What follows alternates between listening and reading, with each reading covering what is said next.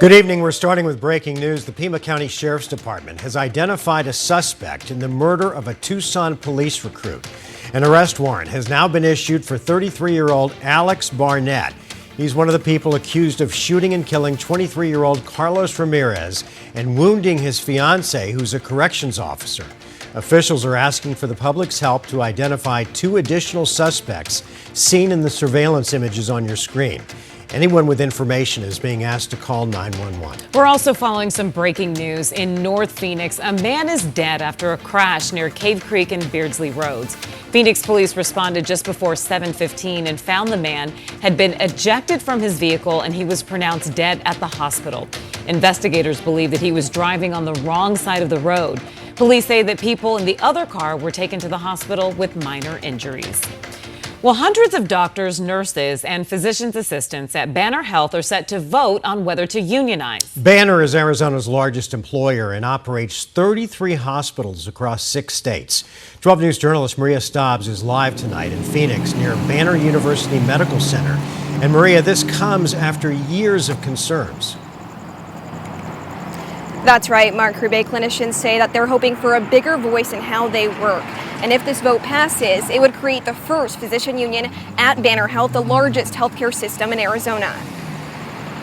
This is a system-wide problem. Dr. Justin Watkins has been a primary care physician for Banner Health for nearly 4 years. There was kind of that honeymoon period where things were really good. But over time, without any cap, he says he took on more and more patients while only getting 4 hours a week for administrative work. For me, within a couple years, it was easily double that. He says even as doctors worked off the clock to catch up, the backlog kept growing without any extra support. So patients still waited longer for messages, refills, results, even appointments. You have to take care of the caretakers, or the quality of care coming from the caretakers goes down. Watkins says he and other clinicians raised those concerns with management, but didn't see meaningful changes. And we just had been pushed to our breaking point.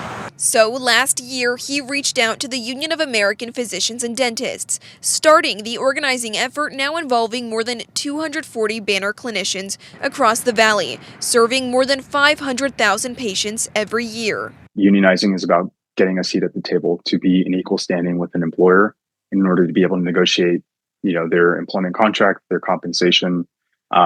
These employees want a voice, fundamentally. That's what they're looking to get. Banner Health pushes back, telling 12 News, quote, "Banner Health's culture is one of our greatest strengths, and we will not allow a union organizing campaign built on the concerns of a few to define who we are or how we care for our people and our patients," pointing to its 87% retention rate it says is above the industry average.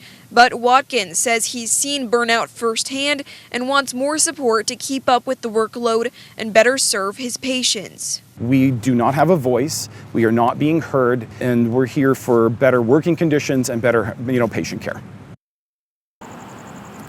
And the vote is already underway. Ballots are due August 26th, and they'll be counted September 2nd here in Phoenix. Live in Phoenix, Maria Stobbs, 12 News. All right, Maria, thank you. Well, we've all heard the saying, lightning doesn't strike twice, but that wasn't the case last night in Tempe. Check out what one person caught on camera as fire crews were on the scene checking out a palm tree that had already been struck by lightning. Whoa! Did that tree just get hit again? Yeah, pretty crazy, right? Well, a firefighter was thrown to the ground. He was taken to the hospital to get checked out and was later cleared to return to work. Tempe Fire says that this is just a good reminder that if you hear thunder, it is time to go inside. Yeah, last night's storm was a doozy. It caused significant damage in Queen Creek. Ellsworth Road will be closed at Rittenhouse until at least the end of the month.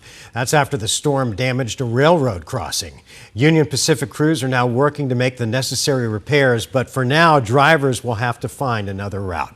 Let's get you over to meteorologist Lindsay Riley. And Lindsay, no rain or lightning tonight, but we do have another element to contend with, and that's the heat. It just seems unrelenting at this point. The extreme heat warning goes till Sunday, but it will likely be reissued and extended through all of next week, as daytime highs will range anywhere from 110 to 113 with our overnight lows in the 90s. So the high heat is not going anywhere. It's still 101 at 10:06 6 in the evening. 82 degrees in Kingman, 79 up toward Page. Here's how the next 5 days pan out. And tomorrow, that 112 will be within 2 degrees of a record. But records are in jeopardy on Saturday. 113 the forecast, and that would tie a 2011 record. Then again on Tuesday, 112 will be within 1 degree of a 2011 record. Sunrise tomorrow, 5:55. Morning temperature starting off right around 90 degrees. Few fair weather clouds between 6 and 7 a.m., but we're going to see an awful lot of sunshine. And by 10 a.m., we cross the century mark, and we'll continue going up from there. So these are our forecasted highs for the valley tomorrow. And again, no storms in the valley tomorrow. 113 in Glendale and Sun City, 111 in Gilbert, and 109 in Apache Junction. We'll continue to track this extreme heat and also talk about some high country storm chances coming up in my full forecast. Grebe? Okay, we'll see you a little later, Lindsay. Thank you. Buckeye police are searching for who was responsible for setting a car on fire in someone's driveway late last night.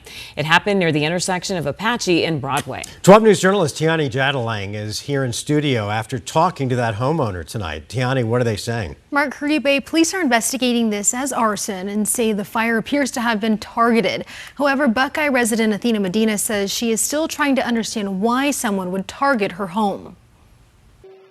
This is the scene Athena Medina and her family came outside to late Wednesday night. One of the cars in her driveway completely engulfed in flames. It's like my son sleeps in the garage, my boys sleep right here. They were asleep. My son was at his girlfriend's house, thank God, because the windows blew in.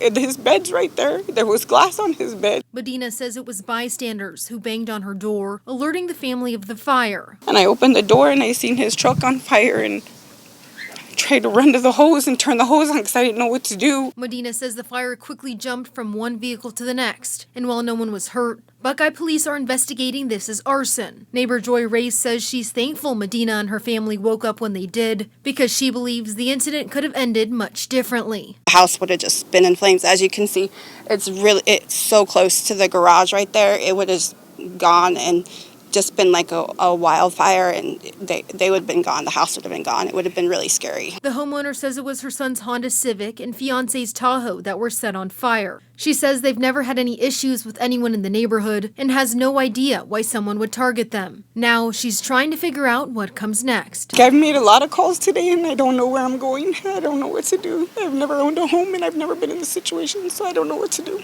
I'm working with my insurance and I reported it to the HOA, or I left a message with them because I don't want to get fined. Investigators are now looking for the suspect or suspects they believe intentionally set that fire and are asking anyone with information to call the police. Live in studio, I'm Tiani Jadalang, 12 News. All right, Tiani, thank you. Tonight, surprise police say that there could be more victims after a man was arrested on child sex abuse charges. 28-year-old Samir Mardanze was arrested after detectives say he hosted parties where minors were given drugs and alcohol. He's accused of assaulting at least one girl, but a court filing says that he has been investigated for similar allegations in other Valley cities. Anyone with information is asked to call surprise police. Take a look at the people on your screen. Police are searching for them because they were near the scene of a deadly fight at a soccer game earlier this month. Police aren't calling them suspects, but say they could have valuable information.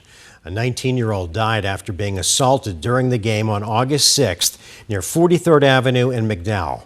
If you recognize any of the people on your screen, call Silent Witness at 480-WITNESS. The former Cesar Chavez Park officially has a new name. Today, Phoenix leaders approved the new name as Aguila Park. The community center will also be renamed as the Aguila Community Center. It comes after allegations surfaced of sexual misconduct against Chavez. In May, a public survey was sent to the community with 6 potential names, and Aguila was the clear frontrunner. The city council approved the change earlier this year. A heartwarming reunion today between a man who is lucky to be alive and the people who saved his life. 77-year-old Patrick McGee was on a Southwest flight when he suffered a major heart attack just as the plane was landing. The flight attendant immediately called for any doctors or nurses on board. Luckily, 2 passengers stepped in and began CPR right away. After just a few minutes, Patrick started breathing again. He was transported to the hospital where those three heroes surprised him today.